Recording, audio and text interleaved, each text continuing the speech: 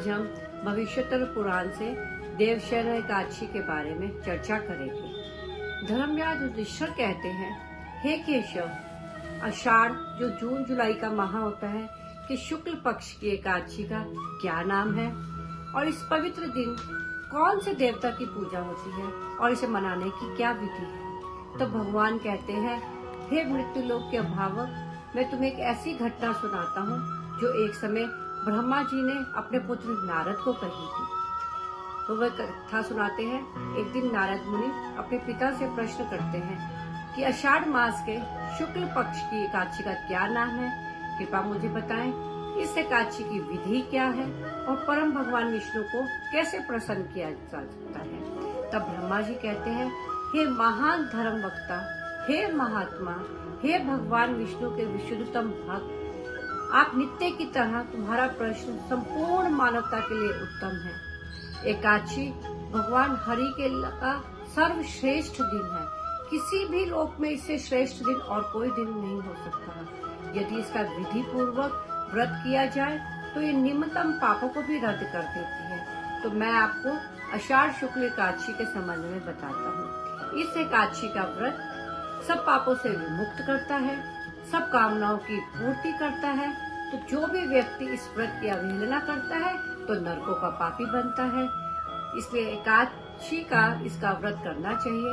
इसे पद्मा एकादशी भी कहा जाता है।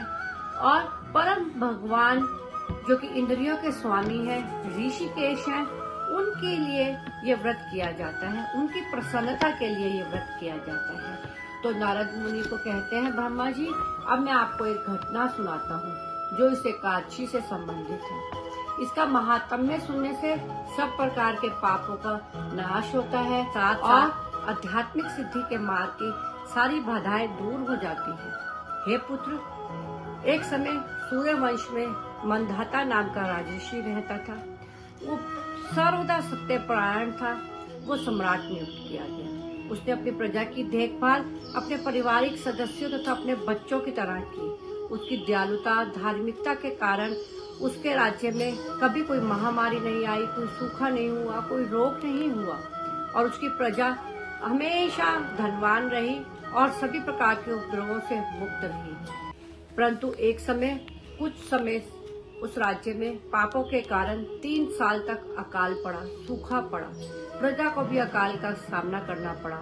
अन्न की कमी के कारण प्रजा धार्मिक कर्तव्य नहीं निभा पाई, जैसे वैदिक हवन करना, यज्ञ करना, देवताओं को और पूर्वजों को भोग अर्पित करना, धार्मिक अनुष्ठान करना, वैदिक साहित्य का पठन करना भी असंभव हो गया था। तो एक दिन सारी प्रजा अपनी राजा के पास गई और उनसे सहायता की याचना करने लगी। तो राजा कहते हैं, हाँ, मैं भी बहुत परेशान हूँ कि ऐसा क्यों हो रहा है। प्रजा कहती है कि हम बिना जल के नहीं रह सकते हैं। बिना जल के तो जीवन मृत्यु के बराबर है। प्रत्येक व्यक्ति को जल की आवश्यकता है। वेदों में जल को नारायण भी कहा गया है, क्योंकि भगवान परम भगवान उन पर शयन करते हैं। उनका एक नाम नारायण है।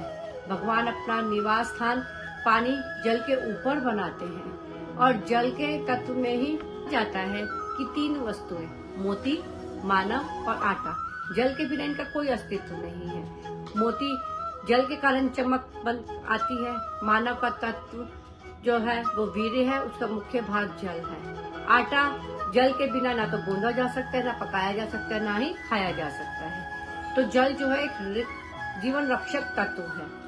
भगवान वर्षा करते हैं तो अन्न पैदा होता है, जिससे प्रत्येक जीव का पालन पोषण होता है। तो हे राजन, इस भयानक सूखे के कारण बहुमूल्य अन्न की कमी हो गई है।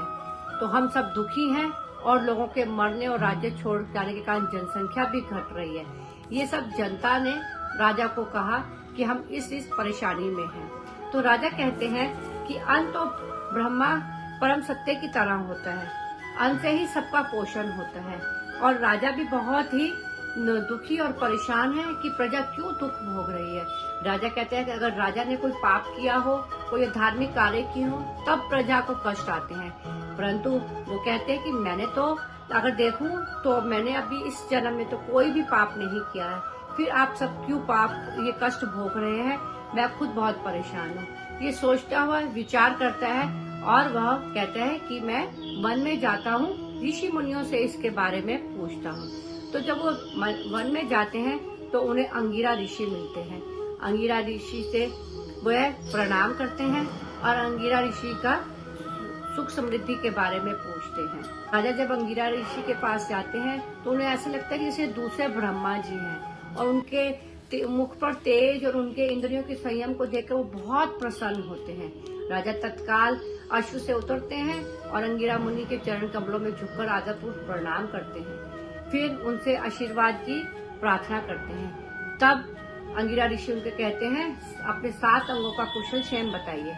राजा के 7 अंग होते हैं, राजा, मंत्रीगण, कोष, सेना, सहयोगी, ब्राह्मणगण और राज्य में होने वाले यज्ञ और प्रजा की आवश्यकताएं।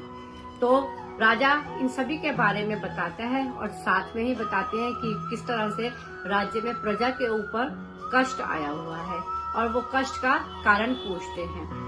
राजा कहते हैं, हे महर्षि, वैदिक निषेधों का पालन करते हुए मैं अपने राज्य का शासन और देखभाल कर रहा हूँ, रखरखाव कर रहा हूँ, परंतु फिर भी मैं इस सूखे का कारण नहीं जानता हूँ।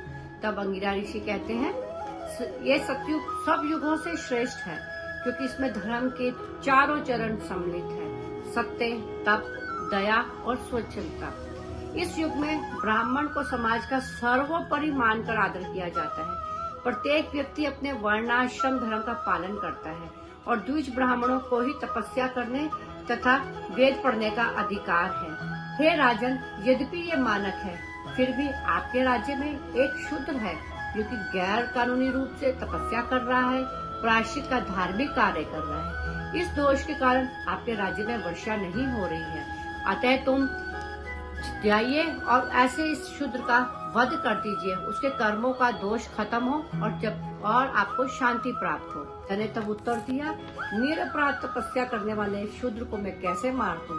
कृपया कोई आध्यात्मिक उपाय बताइए। तब महर्षि अंगिरा ने कहा, हे राजन, तुम आषाढ़ की शुक्ल पक्ष में आने वाली एकादशी का व्रत कीजिए। ये शुभ दिन पद्मा एकादशी के नाम से जाना जाता है और इसके प्रभाव से प्रचुर मात्रा में वर्षा, अन्न और दूसरे खाद्य पदार्थ तुम्हारे राज्य में आएंगे और सब सिद्धियों को देने वाले हैं, बुरे तत्वों को नष्ट करने वाले हैं, सिद्धि के मार्ग में आने वाली सब बाधाओं को नष्ट करने वाला है। हे राजन, यह एकादशी का व्रत तुम अपने संबंधियों और प्रजा के साथ करना, तब तुम्हारे राज्य में सब कुछ सामान्य हो जाएगा।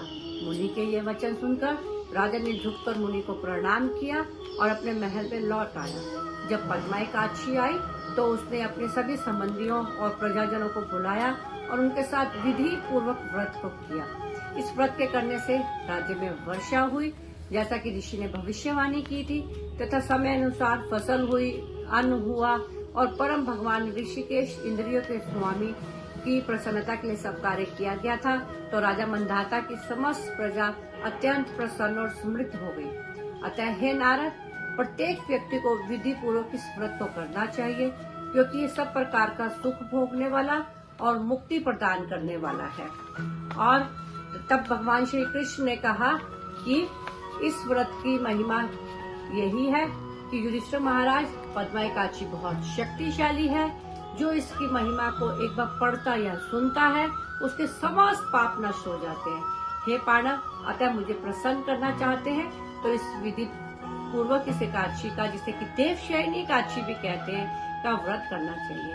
कहा जाता है कि देवशयनी एकादशी और देवउत्थान एकादशी के बीच में कोई भी धार्मिक अनुष्ठान नहीं करना चाहिए क्योंकि इस समय देवतागण सोए हुए होते हैं और न ही धार्मिक अनुष्ठानों पर आमंत्रित करना चाहिए उन्हें। तो भगवान श्री कृष्ण ने आगे कहा कि हे राजाओं में सिंह युधिष्ठिर महाराज, जो व्यक्ति मुक्ति चाहता है उसे इस नियमित रूप से इस एकादशी का, जिस दिन चतुर्मास का व्रत भी प्रारंभ होता है, का व्रत करना चाहिए। इस प्रकार आषाढ़ एकादशी, जिसे पद्मा एकादशी, शयन एकादशी भी कहते हैं, का महात्म्य भविष्योत्तर पुराण से पूर्ण हुआ।